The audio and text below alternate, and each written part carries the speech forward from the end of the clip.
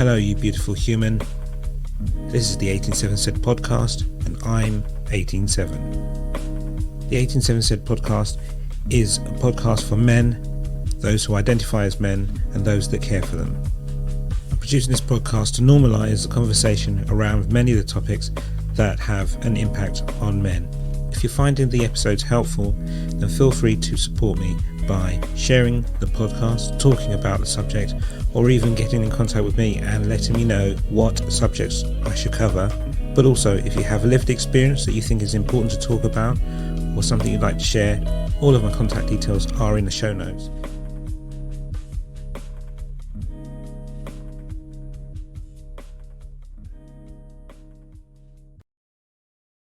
Welcome to another episode of the 187 Podcast. I have Isobel Irwin here from the Hourglass organisation, and we're going to learn all about it and get some great tips and some information you probably didn't know about. Hello, Isobel. Hi, thank you for having me on the podcast today. No worries at all. Thank you for agreeing to it. I'm quite fascinated about Hourglass. So could you introduce yourself, what your connection is with Hourglass, and tell me a bit about Hourglass as well? Of course. So, my name's Isobel. I've worked for the charity for just over 2 years now. And it was actually my first full-time role out after graduating from university.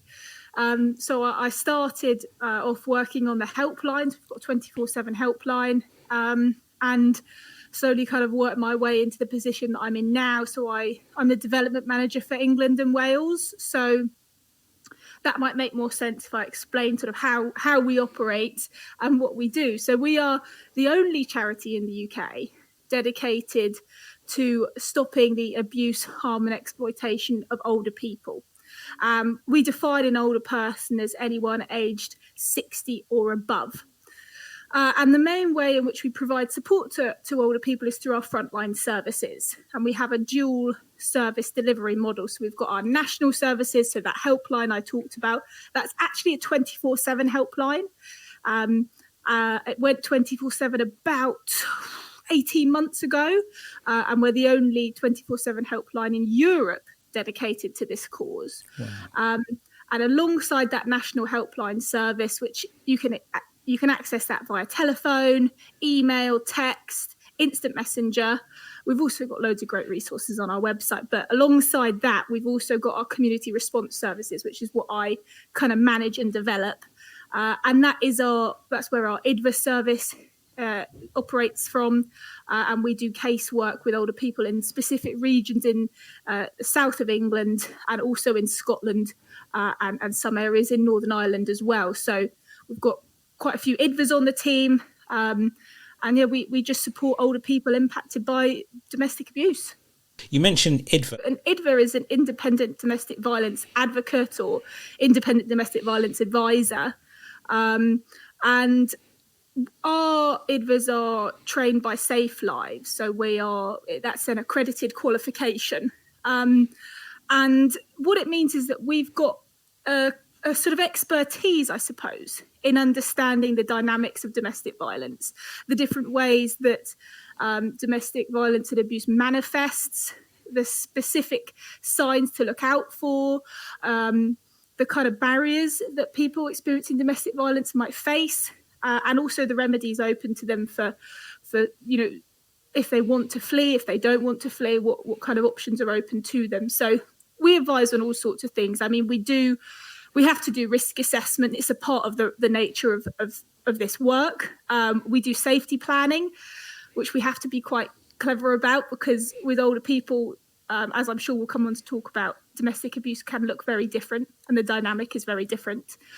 But other than that, we're a client-led service. So it's about what that client wants to get out of the service. So I've supported a client obtain a non-molestation order through court without any legal representation. I've supported a client into refuge and then back out of refuge into her own accommodation away from the perpetrator. But similarly, we support people who don't want to leave those domestically abusive relationships. They want to remain there because that relationship holds value for them. And we advise them on how they can try and stay as safe as possible. So we might look at re-engaging that person with the community. We might do onward referrals to food banks, community mental health. I mean, honestly, the list is quite endless. I would say that one of the key differences is that the most likely perpetrator of abuse towards an adult over the age of 60 is not going to be their partner, but it's going to be their own adult child. So first of all, we're looking at perpetrators who are, where they are the adult children of the victim.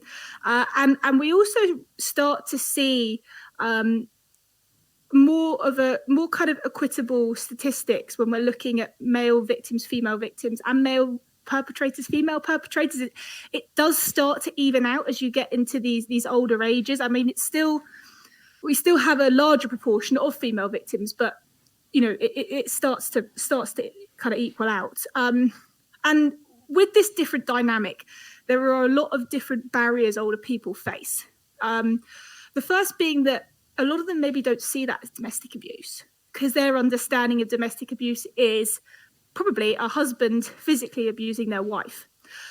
Whereas the majority of our cases are adult children financially abusing their parents, with some additions of kind of psychological abuse, coercive control, and maybe some physical abuse as well.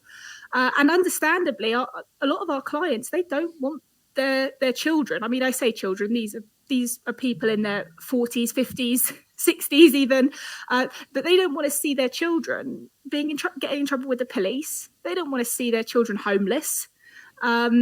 So it is very difficult for them to kind of see a way out. And for a lot of our clients, it really is a decision of, well, if I want this abuse to end, I'm going to have to make a really difficult decision and put my needs before my child. And I think that's a really difficult thing for a parent to do.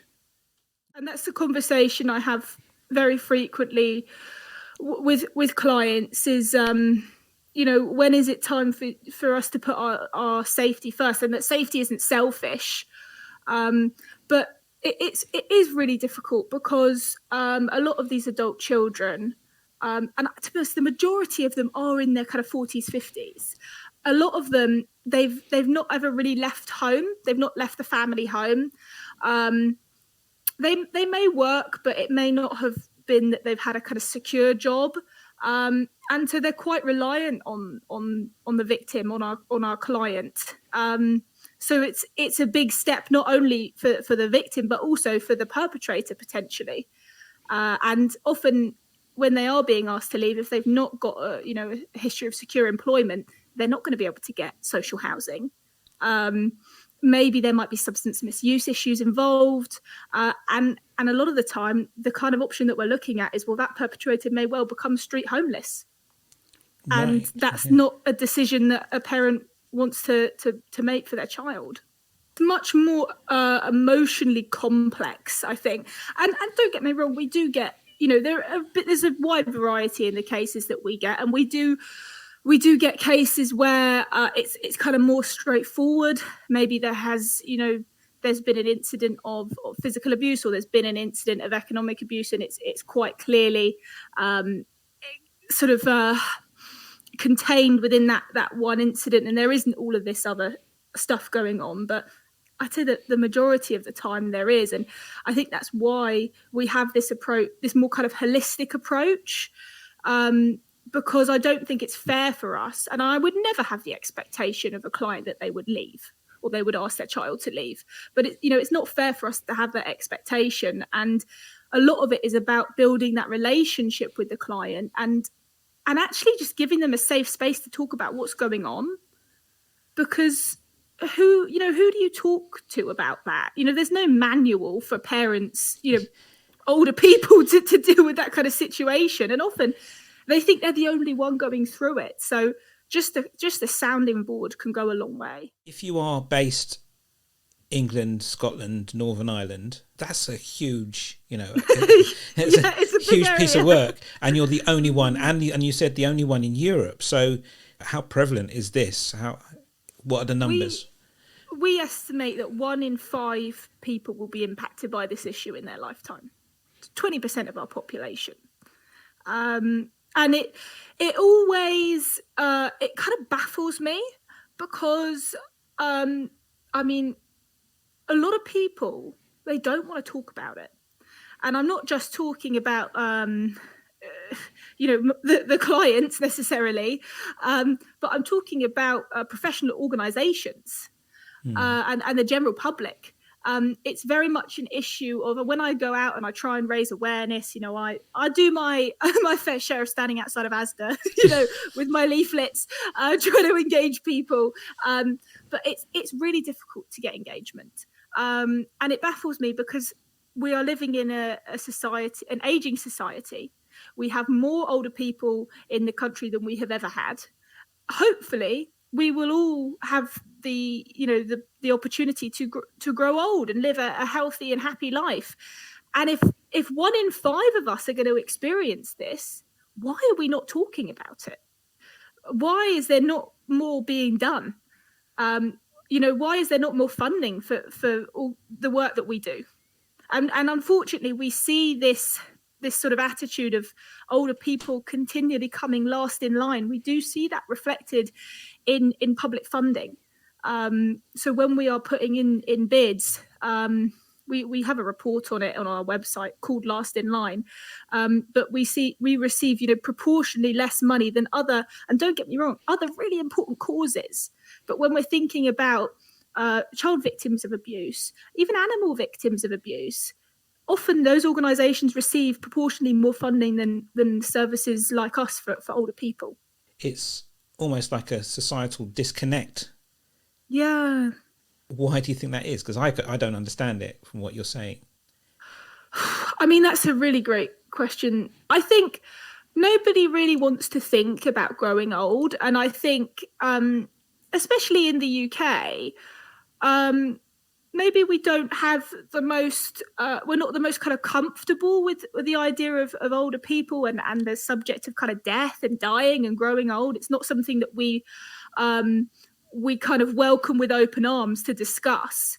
And I think because it's something that people, don't want to talk about, they'd rather just avoid. But I mean, I'd be interested to know if any of your listeners had any ideas. I'm sort of coming to terms, not that I have had counselling about this subject, but there's almost this cognitive dissonance of just pretending that something is not a problem because it's not in front of you. Yeah. And I think if 20% of our population is being affected by a particular thing, surely we need to do something about it. I think the statistic that we estimate is 2.7 million people a year. And unfortunately, I do think ageism has a role to play. I think it would be remiss of me not to mention that. I do think we live in somewhat of an ageist society, where older people are kind of disregarded to a certain extent. So I think that probably has something to do with it as well. So let's just hope that your time spent out handing out leaflets outside supermarkets and stuff has brought some degree of awareness, to a nation that understands that we've got to look at protection of people who are victims of abuse or in the route or experiencing abuse, and that we look at older people as included in that. Let's just say that work has been done. What can they notice, if they're having an ongoing relationship with somebody who's over 50? I mean, that's a great question. I think the first and foremost thing is, if you've had an ongoing relationship with that person, it's noticing any kind of change in their character or their behaviour. So if usually it's, that same older person kind of answering the door to accept these deliveries, and then suddenly you don't see them anymore and it's their daughter or it's their son, obviously there's been some kind of change in that person's life. And I think it's just having some curiosity around that and having the confidence to be curious. But definitely a change in character, somebody becoming kind of anxious or withdrawn, somebody who might seem to be kind of avoidant. Somebody who talks about signing something they didn't understand or signing something they didn't want to. So we see a lot of abuse of lasting power of attorney. But maybe somebody who used to kind of get out and about, and you don't see them out and about anymore. Maybe there's been a sudden change in their mobility, their short-term memory. Maybe they've had a stroke or a heart attack. We've seen, I've had clients where those sorts of medical issues have come on. I'm not a doctor, so I don't want to say as a result of the abuse, but that's kind of what I intuit from that.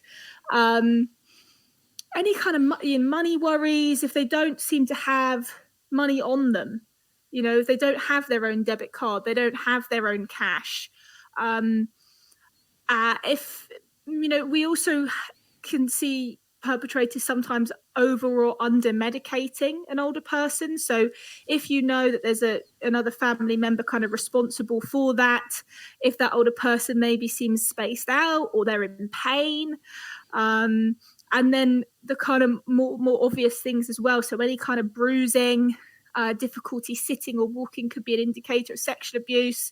And thinking specifically about bruising, sometimes physical abuse of older people can kind of be brushed over by saying, oh, well, older people bruise easily, or mum bruises like a peach, she's on blood thinners.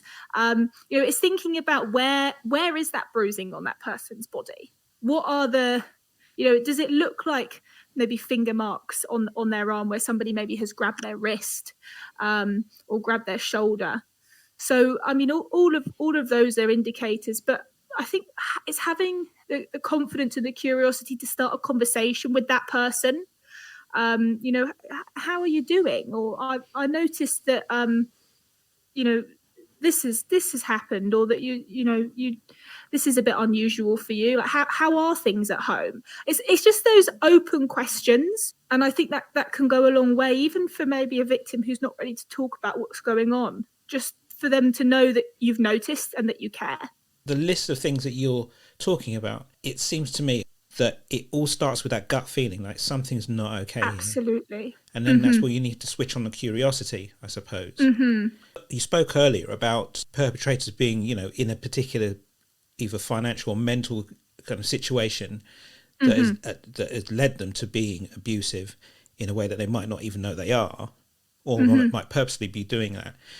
Obviously, sometimes if we don't see the victim, we are in a position where we will be spending a lot of time talking to the perpetrator.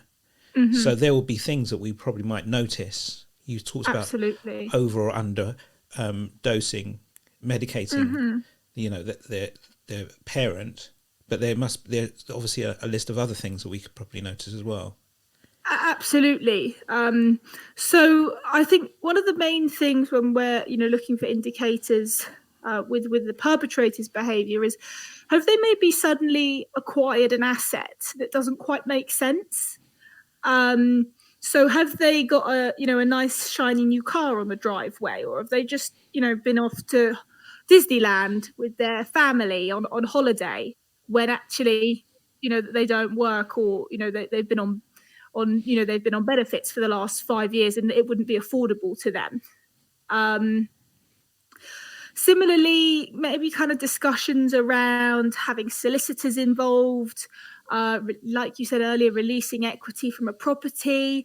Often we'll see perpetrators kind of proposing to their parents that they should put their funds together and buy a house together, and the right paperwork is not drawn up, and that older person is not protected in that purchase, and actually they've just invested 250k in a house that actually there's no paperwork to demonstrate that they have any ownership over. So I think definitely things around kind of acquisition of assets is a big indicator. But it can be very difficult to tell from the perspective of a perpetrator because, as you'll know, perpetrators are often very charismatic and charming people. And it's unfortunately sometimes when the door is shut, it's the flip of that switch, and we just don't see that other side to them.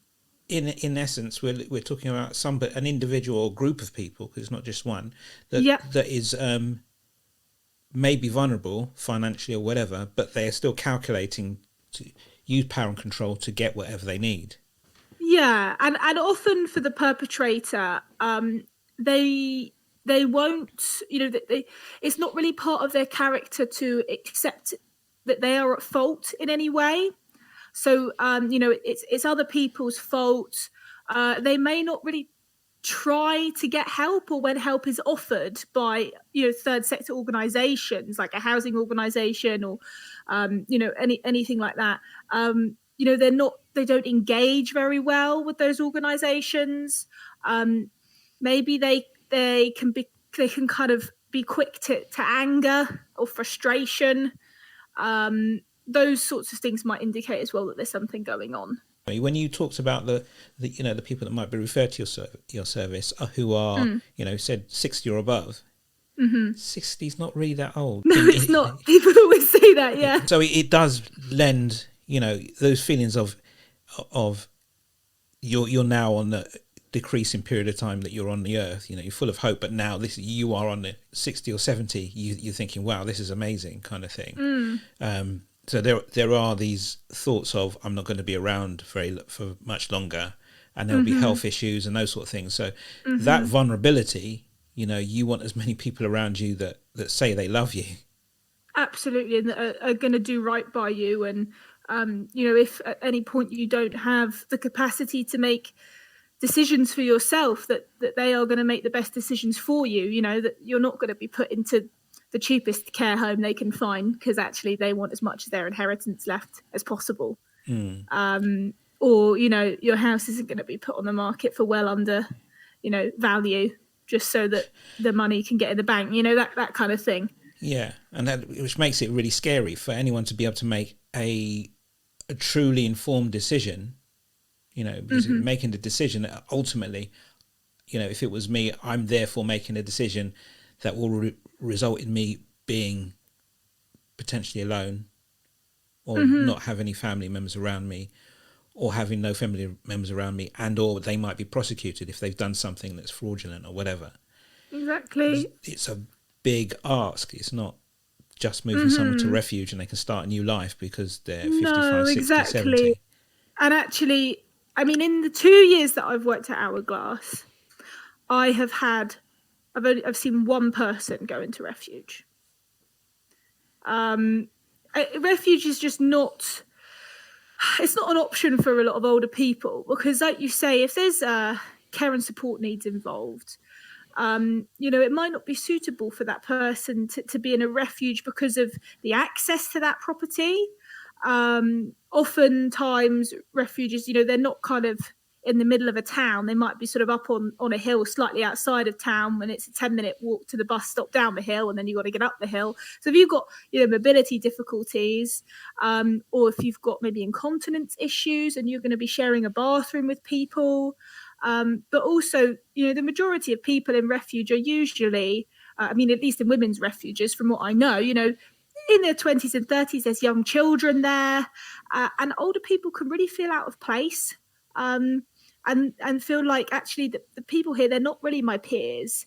What they've gone through, they're all sitting here talking about going to like family court and contact disputes regarding children, and they're like, this is completely different to my experience. And also what we find is that these older people, when they go into refuge, they actually kind of take on the role of a sort of guardian for these younger women, and a support system for those younger women, a kind of maternal figure, if you will. And that's absolutely lovely. But if you're in a very vulnerable position, you need to be receiving support. So it's just not, a lot of the time, it's not suitable for older people to go into refuge. And I've seen more instances of older people being put into care homes as a form of safe accommodation, safe emergency accommodation, than I have refuges. And I think that is usually wholly inappropriate for them to be put into care homes. My focus as an IDVA, I work purely with males, victims of domestic abuse, and the podcast is for men. And the fact is now we've had discussion, or one of the episodes that's coming out soon is talking about the fact that the refuges for men and young boys is... Oh, it's appalling. Yeah. So if you are 60 and this happens as a a male victim of domestic abuse, this is another area of difficulty, isn't there? Like you say. Absolutely. And I think, there's a lot of stigma against male victims speaking out to begin with. And then I think especially if you layer on kind of generational prejudices and social expectations, these are men who grew up with, very much that attitude of boys don't cry, but boys can't be hurt by girls. You got to stick up for yourself, stiff upper lip. So that's completely the society a lot of my clients grew up in. So that's kind of the first hurdle, is to try and do your best to speak out and ask for help and hopefully be believed. But like you say, then looking into safe accommodation, there would be very limited options, which is why actually one of the clients of mine who was put into safe accommodation was put into a care home. Mm-hmm. But that wouldn't be done with a man in his 30s or 40s or 50s. So why is it appropriate, for somebody in their 60s, 70s? It's just, I don't think it is. I suppose actually that's why your service is pretty, like you say, it's a holistic look at what the care needs are, what the support needs are for that individual. Yeah.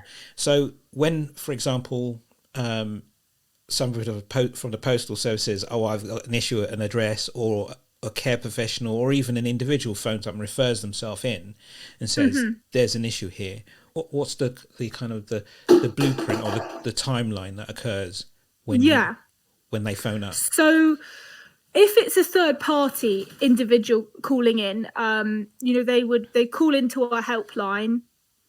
I'm pretty proud to say that we've got a very high response rate on our helpline. Last time I checked, it was about 97%. So it's not like when you're calling these other big national helplines and you're expecting to, be on listening to that awful music for, an hour before you can speak to anyone. You'll get through to one of our team almost instantly. They will give you advice on what your options are. And those will differ depending on the situation. If it's the victim themselves contacting us and they consent to wanting support and they're in an area where we can provide that support because it's funded regionally, we would allocate them a caseworker and get in touch within 3 working days. And we provide the initial offer is we provide 6 sessions over the phone. We do have capacity for some in-person working if there's an accessibility need or we need to go to a housing assessment. And the aim of those 6 sessions is to risk assess, safety plan, and advise that person on what their options are, all the while providing emotional support and continually kind of evaluating their needs and how we can meet those. And then when we get to the end of those 6 sessions, we say, right, do you want to act on anything that we've suggested? Are there any actions that you want to take forward?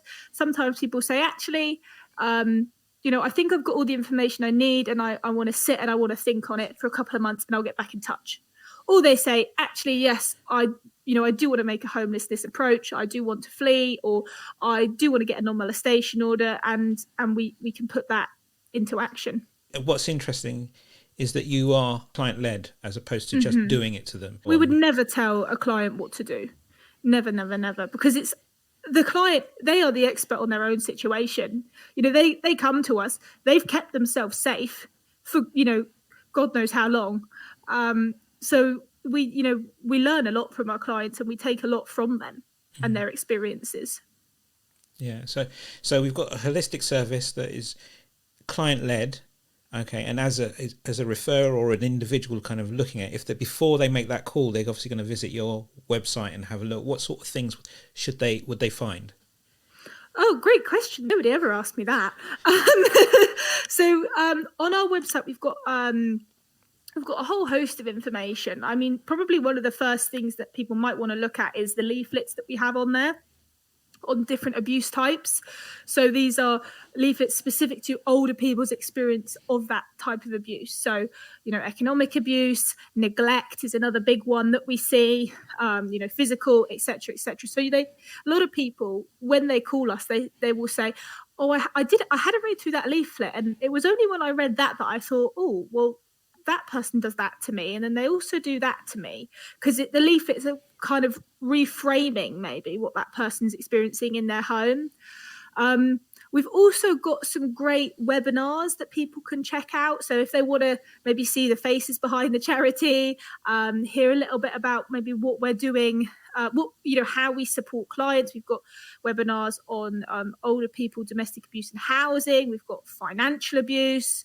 We've got one on who cares for the carers, because that's another thing that's often kind of left out of the picture. So we've got great resources there. And we've also got our knowledge bank, where we've got case studies from different nations in the UK. So how we've helped other people, and also any kind of key updates in legislation, and what we're doing to lobby the government to tighten safeguards.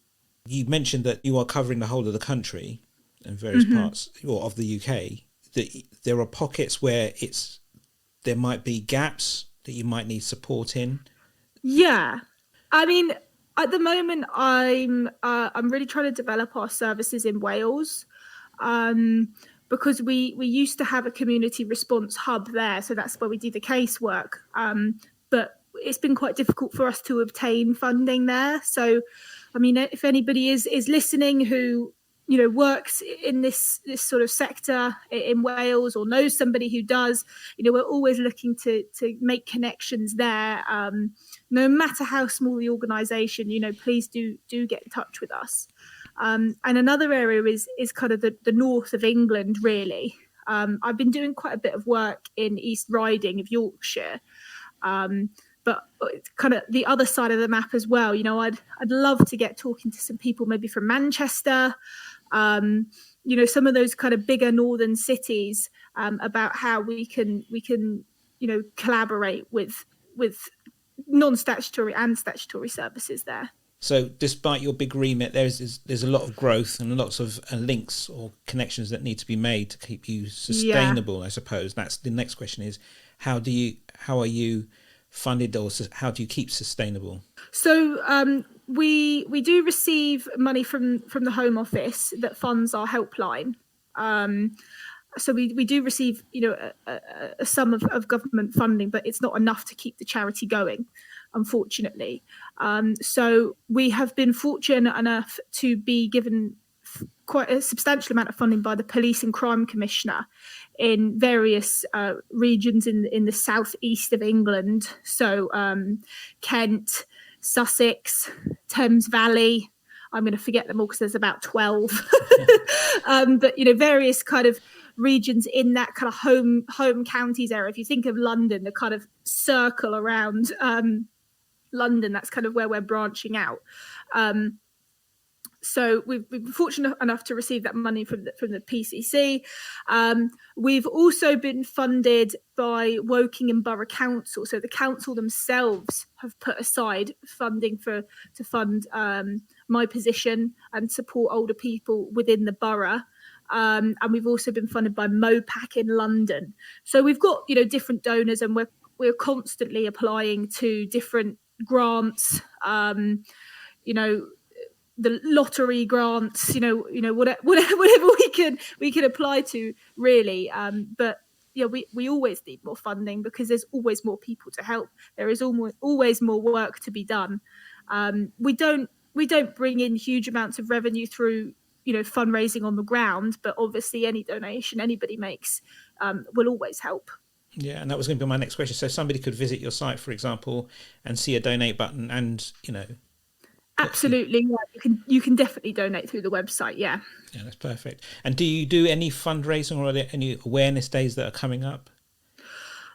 So we do kind of fundraising events throughout the year, which you'll see on the website. I mean, the best thing for people to do if they want to get involved is to get in touch with us. We also we have a large group of volunteers who support the charity. So I know times are tough at the moment. We are in a cost of living crisis. Not everybody has is fortunate enough to be able to donate. So if you can't donate money but you do want to get involved, please do approach us about our volunteering. So we've got opportunities to work with clients if your strengths are more in kind of admin or research. We can find a role to fit you. So I think Volunteers Week is coming up in July actually, which is when we're doing our next kind of cohort, and you'll receive quite an extensive training package as well. So I think it's quite a good offer.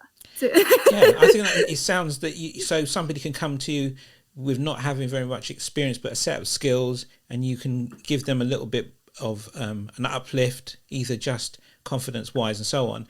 Absolutely. I think our volunteers find the work so rewarding, and so do our staff. We wouldn't be doing this job if we didn't love it, which I always then have to catch myself afterwards and say that sounds a bit strange, but it is hard. It's hard work, but it's, when you see the difference, the tangible difference you've been able to make to somebody's life, all of those difficult times, they kind of fall away. It's not, again, when we talk about domestic abuse and like that, I try not making light of it, but it's not all doom and gloom. It's about directing somebody to a set of choices and saying, right, you can choose any one of these. Yes, there may be a set of consequences, but somebody is going to walk alongside you. Again, people do forget, that there are, as you get older and the people around you sort of diminish, you become more and more vulnerable. That social isolation sets in, and like you say, it's those health conditions, and we're living in an increasingly digital society. And I mean, even, there's fewer and fewer people just with eyes on each other in the community. So it is so easy to kind of slip between the cracks. And also if you're not digitally confident, or you're not digitally literate, which a lot of older people may not be, a lot of these support services, they kind of advertise themselves on Twitter or Facebook. I mean, that's not going to be any use for Jeff, who's 82, who's never heard of Facebook in his life. Yeah.